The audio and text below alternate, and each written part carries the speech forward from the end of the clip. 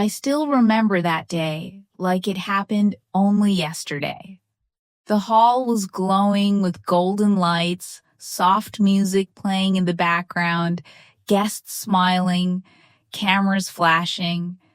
It was supposed to be my engagement party, the day I thought I was finally being accepted into his family.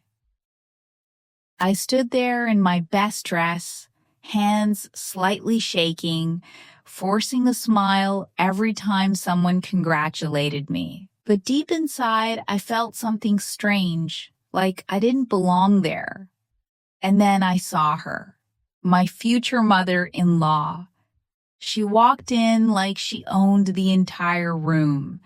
Every conversation slowed down. Even the music somehow felt quieter. She didn't smile at me, not even once. She came closer, looked me up and down, and said something under her breath. I didn't hear it clearly, but I felt the insult. I tried to stay calm. I told myself maybe she was just nervous, maybe she would warm up later. I was wrong. When the ring ceremony began, my fiancé took my hand, and for a moment, everything felt perfect. People were clapping, smiling, recording, then suddenly everything changed. A sharp sound echoed across the hall.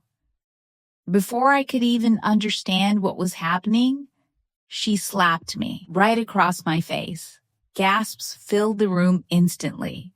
My head turned slightly from the impact.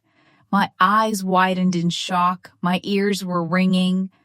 I looked at her, unable to speak, and before I could even process it, she slapped me again. Harder. This time my tears almost came out, but I held them back. The room went silent. Someone dropped a glass. I remember that sound more than anything. My fiancé stepped forward, but he didn't say anything at first. Just stood there frozen, like even he couldn't believe it. My future mother-in-law pointed at me and said I was not good enough for her son, that I was trying to trap their family, that I was nothing. Every word felt like a knife. And the worst part, my fiancé still didn't defend me. I stood there, burning with humiliation, in front of everyone I had ever tried to impress. I wanted to run. I wanted to disappear. But something inside me stopped me from breaking. Instead, I lowered my head and stayed silent. Because in that moment, I realized something important. This was not the end of my story. This was the beginning. I slowly stepped back, wiped my face, and left the stage without saying a single word. People thought I was broken. They thought I had accepted defeat. But they didn't know what was coming. 1 hour passed.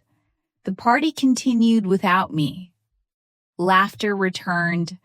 Music played again, as if nothing had happened. But I was sitting alone in a small room nearby, staring at my reflection in the mirror. My cheek still stung, but my mind was clearer than ever. I replayed everything. The insult, the slap, the silence of the man who was supposed to protect me. And then I made a decision. Not out of anger, but out of truth. I stood up, fixed my dress, and walked back into the hall. Everyone turned to look at me again. The whispers started instantly. But this time, I was not the same girl who left. I walked straight toward the stage. My future mother-in-law saw me and smirked, thinking I had come back to beg or apologize. But I didn't look at her. I looked at the guests. And then I said something that made the entire room freeze. I said I was not here to fight. And not here to beg either. I said I was here to end a lie. My fiancé stepped forward, confused. My mother-in-law tried to interrupt me, but I raised my hand and she stopped. For the first time, she stopped. I took a deep breath and revealed something no one expected. I had recordings, messages, and proof of everything that had been happening behind closed doors for months. The insults, the control, the disrespect, not just from her, but from the entire way I had been treated. The room went silent again. But this silence was different. It wasn't shock, it was truth settling in. My fiancé looked at me, really looked at me, like he was seeing me for the first time. And then I said the final line. I said I will never marry into a family that confuses respect with humiliation. The engagement ring was still on the table. I picked it up slowly, placed it back, and turned away. No shouting, no drama, no begging, just silence. As I walked out of that hall, I heard something behind me.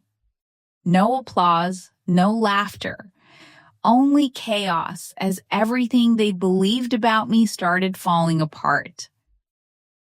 But I didn't look back, because for the first time in my life, I didn't lose anything. I got myself back.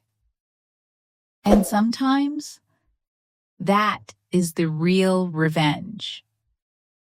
If you want to hear what happened after I left that house, stay connected.